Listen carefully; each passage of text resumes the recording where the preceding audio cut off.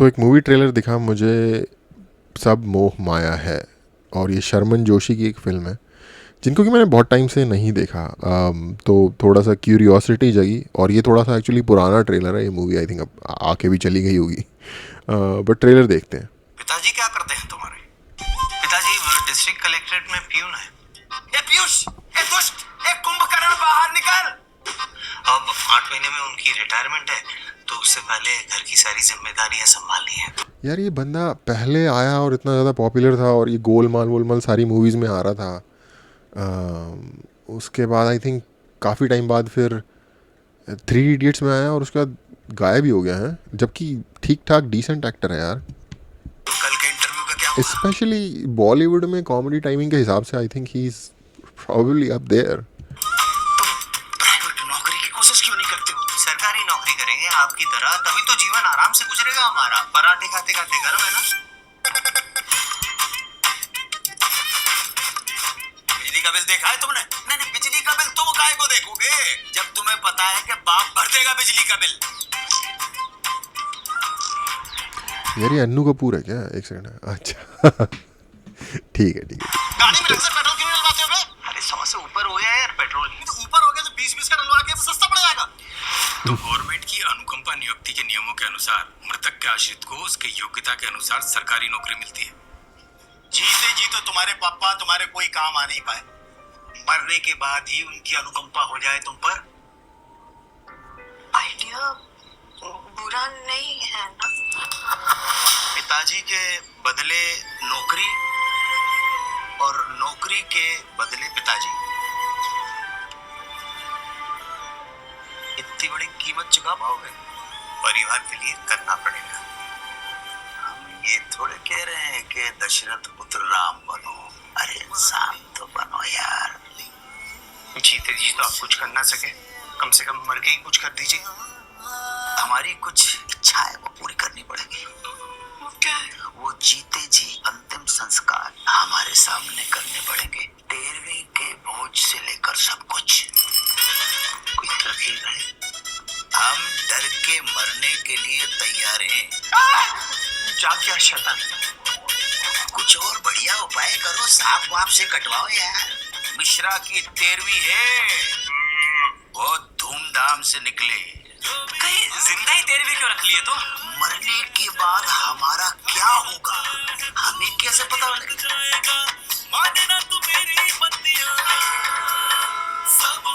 हमें नहीं लगता उन्हें मरना वरना है। किया क्या आज तक आपने हमारे लिए? इससे अच्छा तो अनाथ होते हम।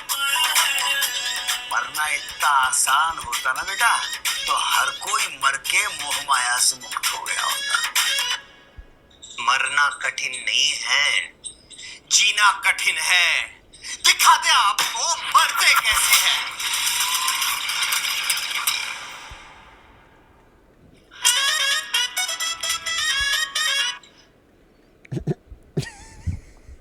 ये क्या था यार? गाड़ी में ढंग से पेट्रोल क्यों नहीं डलवाते? भाई कोशिश क्यों नहीं करते? मतलब मेरे को समझ में नहीं आया कुछ भी। पहली बात तो ओके, पहली बात तो ये दोनों ही एक्टर मुझे बहुत पसंद है, अन्नू कपूर भी, और आई गेस अन्नू कपूर को आप कह सकते हो जिसने विक्की डोनर देखी है, या फिर और भी इनकी जो मूवीज़ हैं, लाइक विक्की डोनर मूवी में इनके बगैर लाइक कुछ नहीं है उस मूवी के अंदर। सिंपली अगर जस्ट अन्नू कपूर की का कैरेक्टर हटा दिया जाए उस मूवी के अंदर, और ऐसा इनके ऐसे बहुत और भी कैरेक्टर्स हैं जो कि काफ़ी लाइक मेमोरेबल हैं। तो he is like one of the A class actors. मैं सेलिब्रिटीज़म की बात नहीं कर रहा, बट एक्टिंग की क्वालिटी में जो अगर आप ए कैटेगरी में रखोगे तो ये एक जिन एक्टर्स को ये उसमें है। शर्मन जोशी की कॉमेडी टाइमिंग बहुत अच्छी है। मुझे जैसे गोलमाल वगैरह ऐसी मूवीज़ जो होती हैं उसमें मुझे इनका कैरेक्टर बाकियों के मुकाबले बहुत बढ़िया लगता है। उस हिसाब से I don't know again industry की क्या पॉलिटिक्स होती है, किस बेसिस पे क्या कहने पे किसी को नहीं लेते, या किस बैकग्राउंड के बंदे को नहीं लेते। ठीक है, सुशांत सिंह राजपूत जैसे बंदे के साथ जब जो हुआ और जो उसके आफ्टर मैथ में सुनने को मिला, उसके बाद